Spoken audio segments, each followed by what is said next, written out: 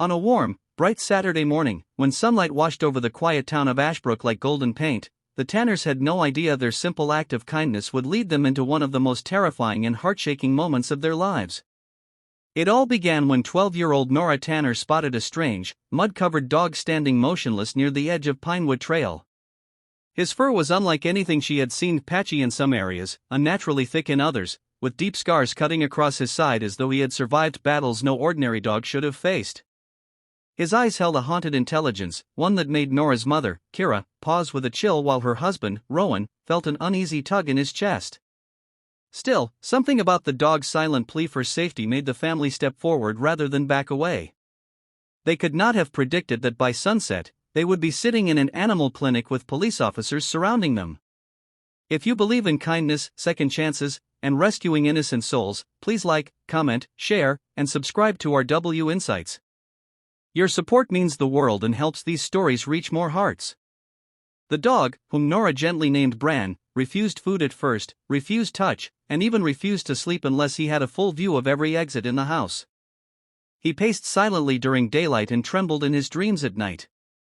The family tried everything: soft blankets, slow talking, warm baths, but Bran remained guarded, always watching the windows and reacting sharply to distant noises like engines or doors slamming. The Tanners assumed Bran had simply lived a rough life, possibly abandoned or abused, but the truth ran far darker. There were moments when he seemed almost trained, responding instinctively to commands no one taught him.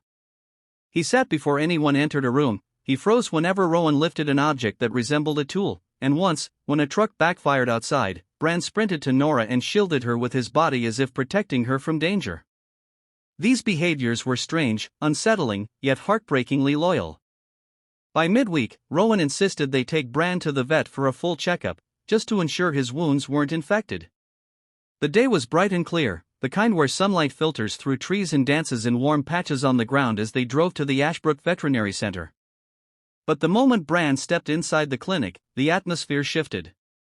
The dog stiffened, not with fear, but with a tense, alert stillness that made even the other visiting animals go quiet.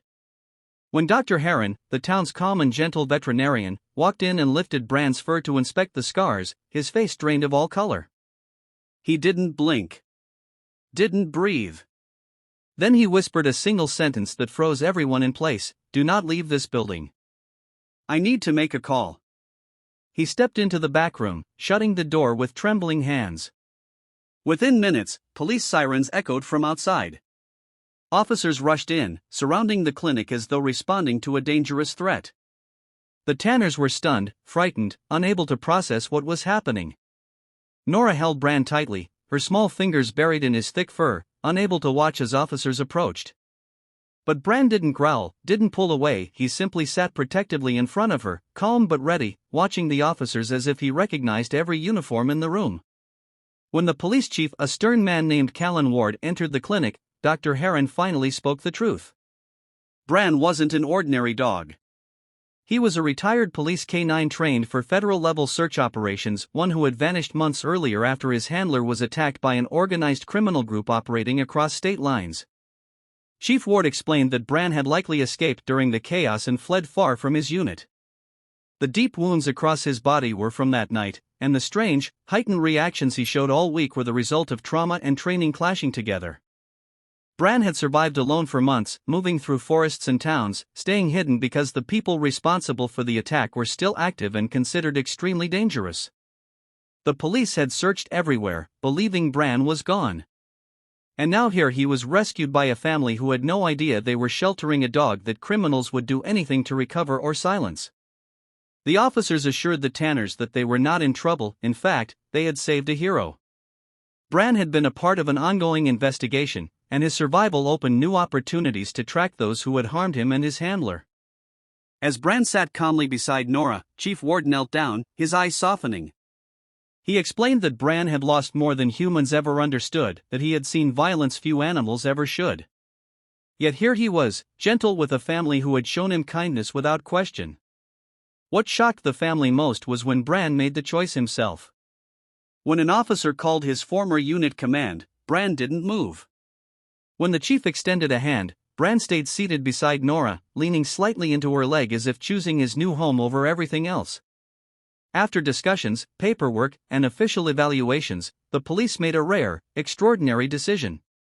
Given Bran's injuries, his trauma, and his clear emotional bond with the Tanners, the unit agreed to retire him permanently, allowing the family to legally adopt him as their own as long as they understood the responsibility of caring for a dog with a heroic but painful past. The drive home later that afternoon felt different.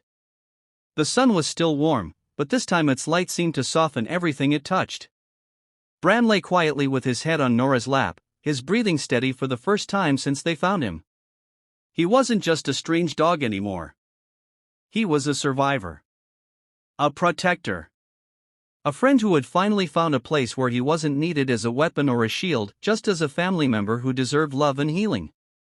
If this story touched your heart, please take a moment to like, comment, and subscribe to our W Insights. Your support helps these meaningful stories reach more people who need a spark of hope. Special request.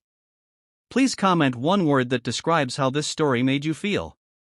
As the sun dipped low and painted the sky with streaks of gold, Bran lifted his head, looked at his new family, and for the first time since they found him, his tail wagged. And in that small, fragile moment, the Tanners knew that sometimes the bravest hearts are the ones covered in scars, quietly waiting for a second chance.